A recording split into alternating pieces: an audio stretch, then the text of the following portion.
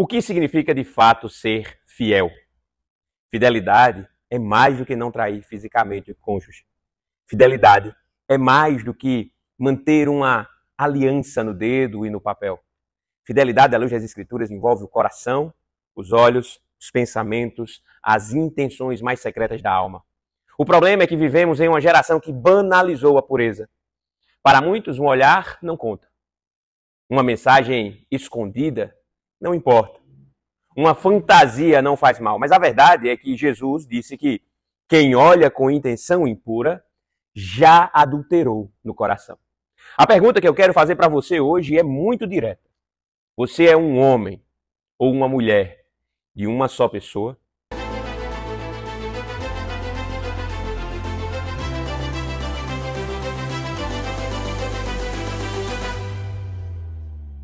Eu sou Olavo Cortez, marido de Luana, pai de Pedro, de Olívia e de Lissa. Eu sou um cristão comum, transformado pela graça de Deus, convicto de que a Bíblia é mais do que suficiente para nos guiar em tudo o que realmente importa em nossas vidas. Eu ainda não venci todas as minhas batalhas, mas eu já venci batalhas suficientes para crer que é possível vencer o pecado, crescer em santidade e viver para a glória de Deus, pela palavra, pelo poder do Espírito Santo.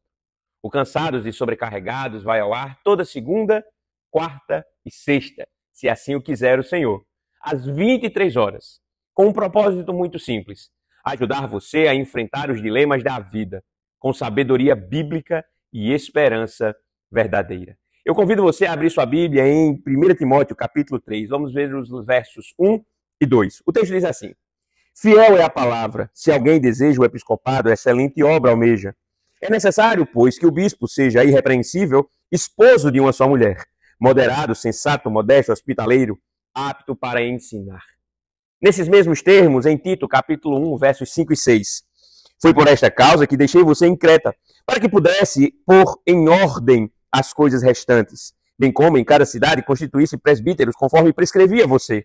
Alguém que seja irrepreensível, marido de uma só mulher, que tenha filhos crentes, que não são acusados de devassidão, nem são insubordinados.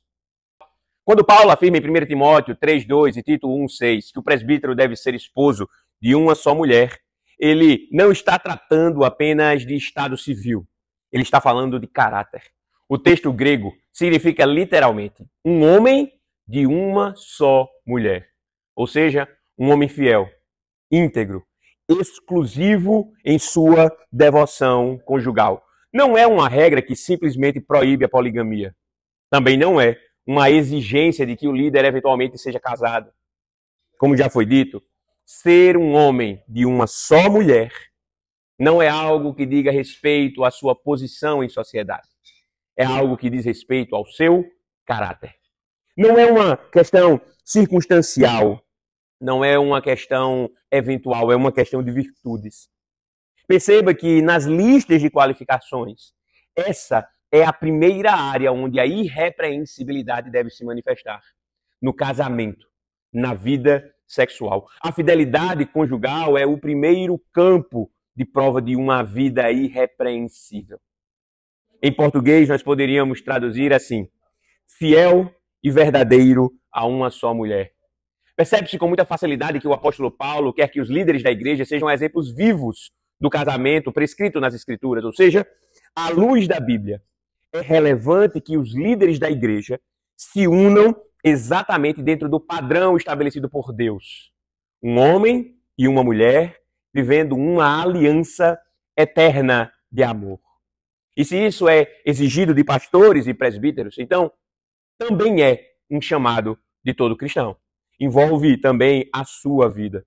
Afinal de contas, os líderes devem apenas encarnar aquilo que todo o povo de Deus é chamado a viver, estabelecendo um padrão a ser seguido.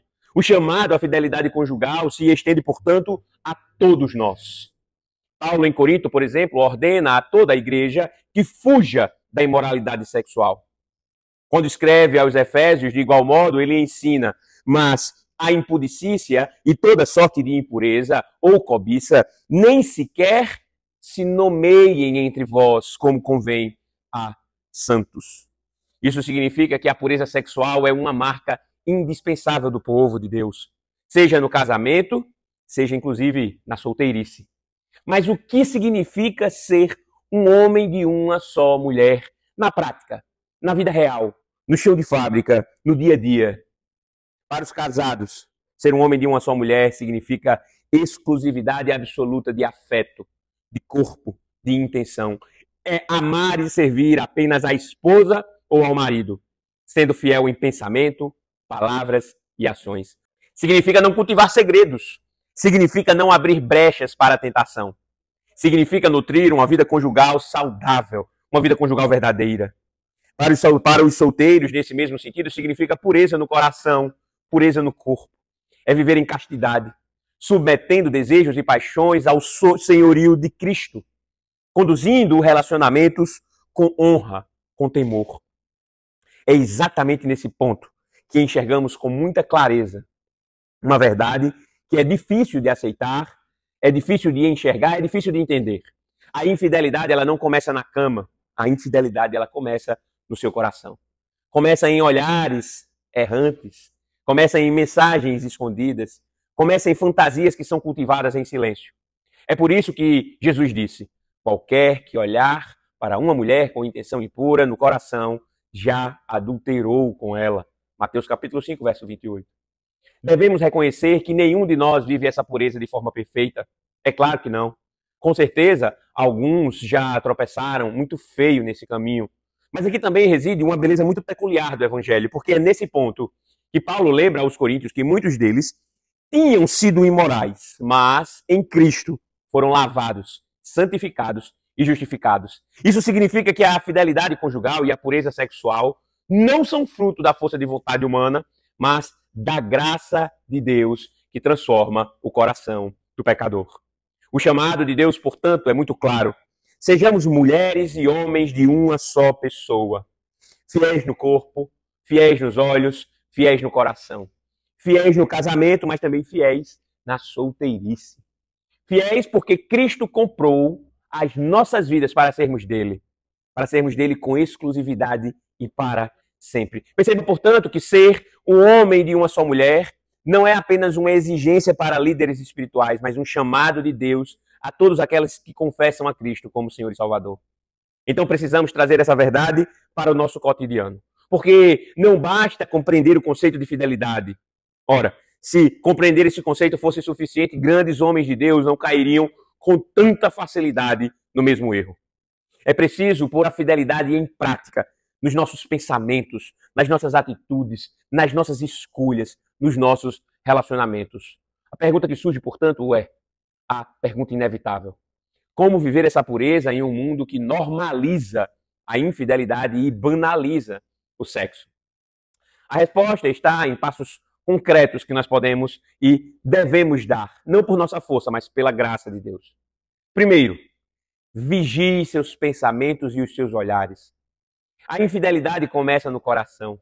Não se engane, um olhar insistente, uma tela que é acessada em segredo, uma fantasia alimentada em silêncio, já são passos sendo dados na direção errada. Ore pedindo que o Espírito Santo purifique sua mente, discipline os seus olhos. Segundo, proteja seu casamento com atitudes concretas. Se você é casado, seja deliberado em cultivar com sua esposa ou com seu marido uma vida conjugal íntima. Dedique tempo de qualidade, mantenha um diálogo aberto, invista no tempo com o seu cônjuge. Não permita que brechas fragilizem o vínculo conjugal. Terceiro, tome atitudes radicais com relação à tentação. Lembre-se, se o teu olho direito te faz tropeçar, arranca-o. Ampute radicalmente o que faz você pecar. Em outras palavras, não negocie com a imoralidade. Instale filtros em seus dispositivos, se for necessário. Evite ambientes e evite companhias que empurram você para o pecado. Fuja da ocasião antes que seja tarde. Quarto, submeta a sua sexualidade a Cristo. Seja você solteiro ou casado, entregue seus desejos e afetos ao Senhor. Reconheça que o seu corpo é templo do Espírito Santo, porque é o que está escrito em 1 Coríntios 6,19. Viva de modo que a sua fidelidade ao cônjuge ou a sua castidade durante a solteirice seja uma expressão da sua fidelidade a Cristo. E se essa mensagem falou ao seu coração, não guarde só para você. Compartilhe com alguém que precisa ouvir essa verdade ainda hoje. Deixe também seu comentário aqui embaixo, porque seja uma palavra de gratidão, uma oração ou até mesmo uma luta que você deseja colocar diante de Deus, conte comigo, porque eu leio o seu comentário, cada um deles, e oro por sua vida. E se você ainda não se inscreveu no canal, essa é a hora. Inscreva-se e ative o sininho para não perder nenhuma mensagem.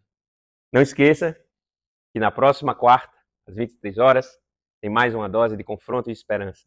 Porque enquanto o mundo dorme, nós seguimos, lutando contra o pecado e vivendo para a glória de Deus, pela palavra e pelo poder do Espírito Santo. Um grande abraço, fique com Deus e até o nosso próximo vídeo.